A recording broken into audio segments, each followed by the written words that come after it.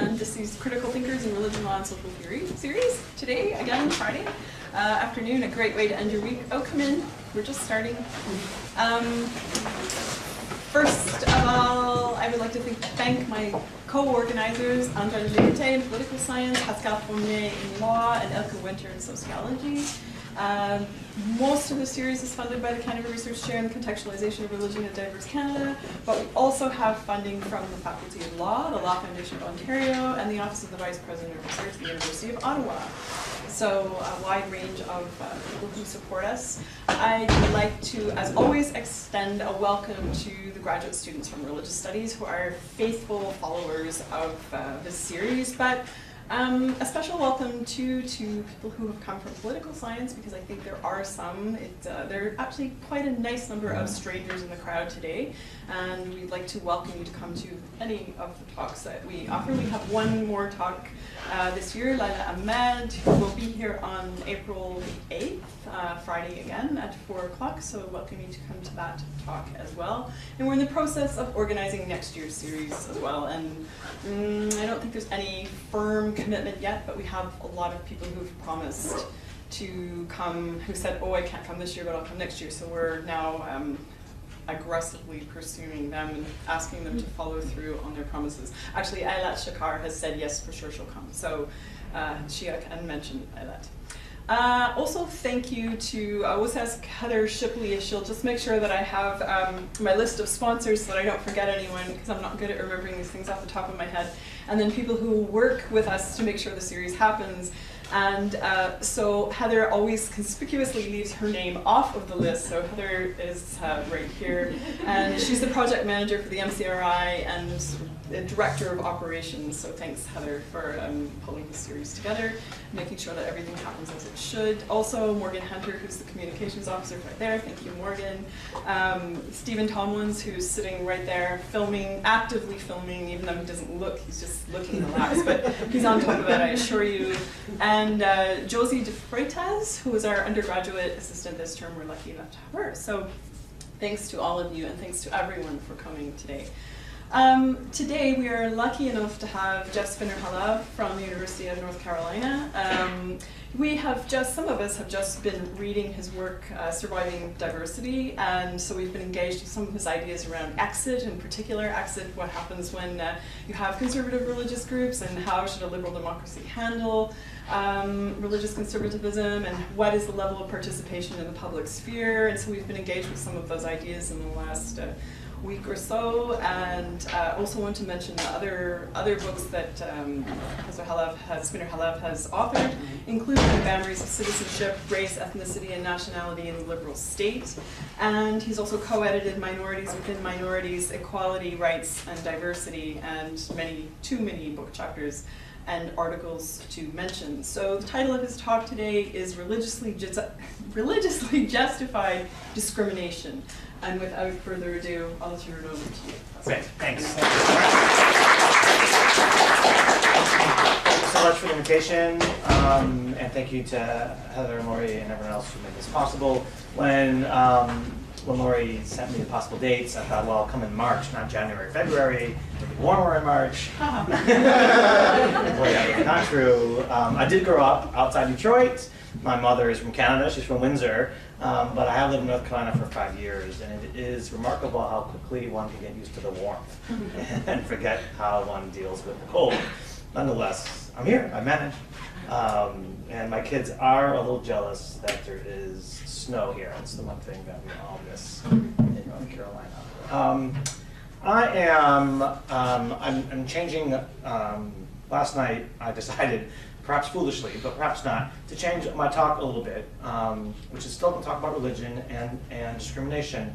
I'm going to talk about it more in a comparative cast. And I'm going to talk about it from my current book project, which has been accepted by the press and now just needs to be finished by me. So I'm going to look forward to your comments about the project, or about the chapter that I'm going to talk about, as summer will come and I will get to finish it hopefully by June. I want to speak for 2 minutes or so about the larger book project, and then I'll get to the details of the talk. So the book is called Enduring Injustice. And what it is it's a response to increasing scholarly literature about what people call historical or past injustice. And my argument is that the problem to be solved cannot be historical injustice. Because if one thinks about it for just a few seconds, one can think of many historical injustices. In fact, literally countless historical injustices. So I don't think the problem is historical injustice. And there are many people who are critical of the idea of historical injustice, who argue the problem should just be injustice. If there's injustice that we have today, we should be worried about it. But the fact that it might have begun 100 years ago or 20 years ago is irrelevant. Whether it began yesterday or 100 years ago, what matters is today. So what I want to say is the problem that we want to look at is injustices that began that have some history, that are still today current, and seem without some kind of change in outlook or in policy or in practice, that they will remain with us. So they are enduring injustices. They are continuing over time. And one of the problems with enduring injustices is they are, by definition, hard to solve. If they were not hard to solve, they would not be enduring. So don't ask me about great solutions to the problem. I have some ideas, none of them, and as you'll see, I'm actually not definitive about the solutions. I couch the framework for my book project. Those of you who read my previous book will not be surprised. And the framework for my talk is liberal justice. The idea that liberal justice is a powerful thing. And what I mean by liberal justice, I'll just state this very briefly, is the idea that individuals ought to have rights. There's controversy, of course, about those rights. I don't think I need to deal with that controversy here. And that between individual rights and the redistribution of wealth, liberal justice can, in fact, undo many injustices. Much of my argument in this book is that liberal justice actually fails in the cases of enduring injustice. And I position myself, and this is perhaps not so important, but just so you know, I position myself as someone who is an internal critic of liberalism. So I have great faith in liberal justice. I also think it has its limitations. But I do not think that any theory of justice can handle or take care of all injustices. So I'm not going to say too much more about enduring injustice directly, except to say one thing, is that what I want to do with enduring injustice is to say, I don't want to just look at the past, but I position myself by saying the problem is current injustice. But for certain current injustices that have endured, we cannot understand them well, and we cannot understand the possible solutions without understanding the past. And this is one of the challenges I make toward liberal justice, which doesn't really have much room for the past as it conceptualizes justice today. Now I'm going to get to my talk with that background. Most scholars writing about historical injustice seem to think, and sometimes they actually just say this explicitly, that if the larger political community understood the past better, that the injustice can be undone. If we Americans understood slavery and its impact, we would understand racism today better, for example. That is one argument. But this seems to me, this is an assumption that better understanding will lead to justice. And the assumption is that all we need to do is better reinforce or have a better grasp of liberal justice. There was no attempt to reconceptualize justice or no attempt to think about injustice in and of itself, of its own right.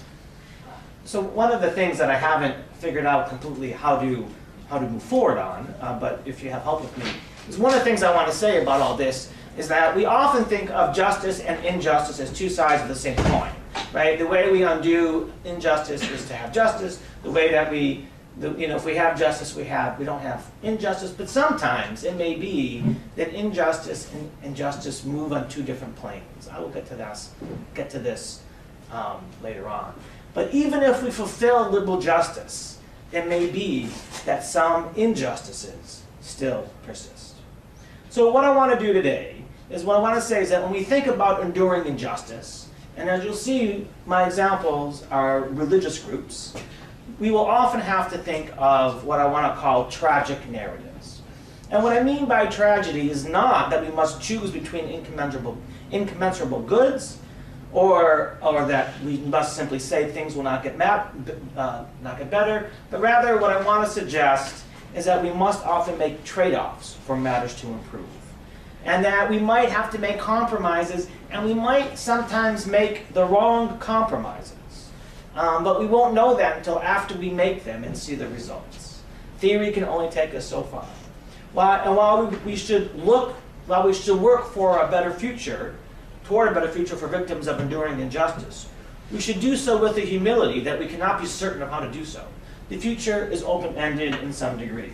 So my argument is ultimately couched in terms established by Isaiah Berlin, that regimes, liberal states, will often have to balance different goods. There will often be a trade-off, that we can't actually have it all. Now, and what I will argue today is the shadow of enduring injustice will affect how we should try to balance these goods in particular cases. The dominant argument within liberal political theory, liberal democratic political theory, is that one value trumps all, or that key liberal values can be assembled together in harmony. Rawls sees few conflicts, unsolvable conflicts in a just society. Rawls even thinks that we can all agree on what justice is. I don't know why he thinks this. Habermas argues that a rationally discovered consensus can be found within a political community on all key principles, another baffling idea. Wilkinson argues that individual autonomy is the pinnacle liberal value, while Chandran Kukathis argues that it is toleration. Martha Nussbaum thinks the capabilities approach is all that we need to do, and all possible conflicts seem to wash away. But my argument today suggests not only a tension between different liberal values, but between democracy and liberalism. So I'm going to begin this talk by looking at the dilemma that arises when religious groups who are victims of enduring injustice use their group autonomy that they have, and I'll give you some examples, in ways that violate individual rights. They use it to discriminate, usually not always against women. I argue here that the partial authority of these victimized groups is legitimate if it is really representative, or if it is as representative as we can get of the group as a whole.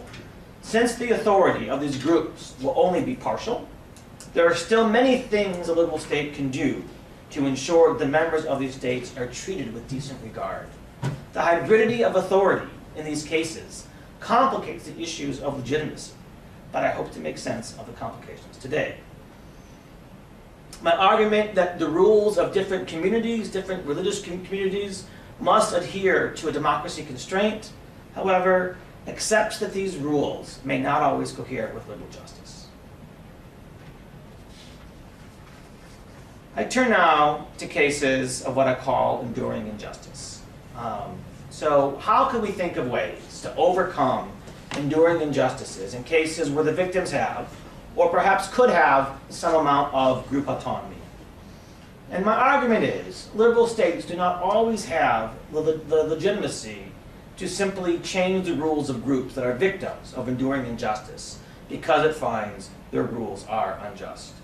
What enduring injustice sometimes shows is how a liberal regime of rights is not always the ideal goal, at least not in the foreseeable future, that may in fact undermine attempts to overcome the enduring injustice.